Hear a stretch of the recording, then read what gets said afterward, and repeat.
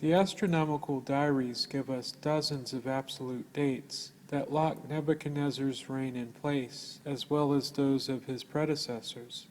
We cannot move back his reign a year, much less the 20 years that would be needed for his 18th year to be 607 BC. However compelling the astronomical diaries, we do not rely on these as our only source of evidence.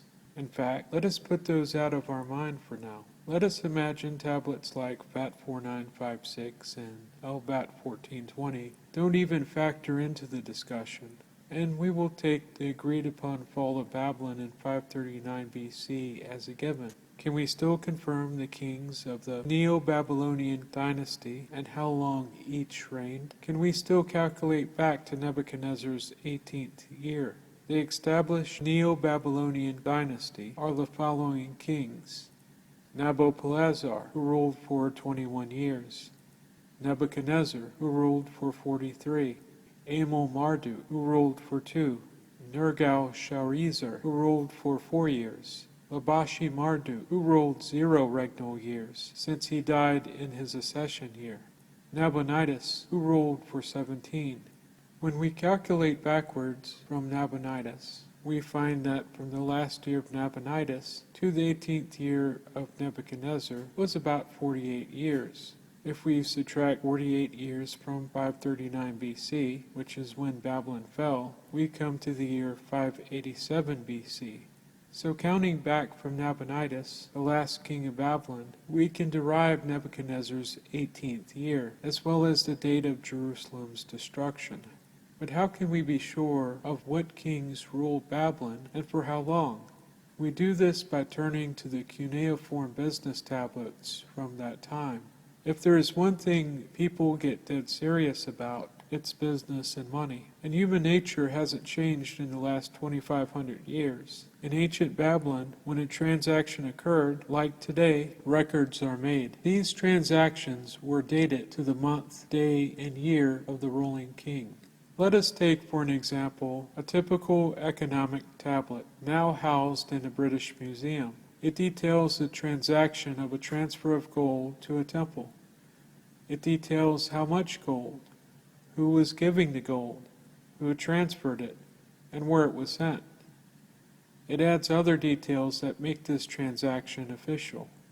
More importantly, the transaction is dated to the 10th year of Nebuchadnezzar, to month 11 and the 18th day of the month. By itself, it tells us that Nebuchadnezzar ruled up until at least his 10th year. Of course, we know that he ruled 43 years. How do we know this? Because there are thousands of economic tablets just like this that are timestamped with the month, day, and the year of Nebuchadnezzar's rule. We also have thousands upon thousands of economic tablets for the other rulers of the Neo-Babylonian dynasty, such as his father Nabopolassar, his son Amel-Marduk, and the kings that succeeded him, Nergal-sharezer, Labashi-Marduk, and Nabonidus. For each of these kings, every year of their rule is represented by an abundance of economic tablets with an unmistakable timestamp. When accumulated, these give us a clear picture of who ruled and when. For 607 BC to be Nebuchadnezzar's 18th year, we would have to move his reign back 20 years, and this would open up a 20-year gap in the entire Neo-Babylonian dynasty. There would have to be other kings unknown to us, or the kings we know would have to rule longer than history records, or both. However, the many thousands of economic tablets do not allow us to lengthen the years of the reigns of any of these kings, nor insert any sort of mystery ruler into the timeline. Imagine during a trial the prosecution presented 10,000 transactions that showed where the suspect was and when, and from this placed the suspect at the scene of the crime at the time the crime occurred, as well as the timeline leading up to the event and what followed. It would be an open and shut case. Such is the case when taking into account the economic tablets of ancient Babylon. Those who support the 607 BC date do acknowledge that the economic tablets support the conventional chronology. In a footnote they omit, business tablets exist for all the years traditionally attributed to the Neo-Babylonian kings. When the years that these kings ruled are totaled, and a calculation is made back from the last Neo-Babylonian king, Nabonidus, the date reached for the destruction of Jerusalem is 587 BCE. In an effort to refute the thousands upon thousands of economic tablets that establish each year of each king, focus is given on a handful of anomalies that seem to show an overlap between some of these kings and their successor. It is important to note, however, that none of these discrepancies are with the year of the reigning king, only with the day or the month. Some of these anomalies prove to be mistranslations or misreadings. Some prove to be scribal errors, comparable to us accidentally writing down the wrong month or day when we are writing a check. Some of this overlap is because news took much longer to travel back then compared to our modern era of almost instantaneous communication. In the case of Nabonidus, his rule did overlap that of the king he was overthrowing, Labashi-Marduk.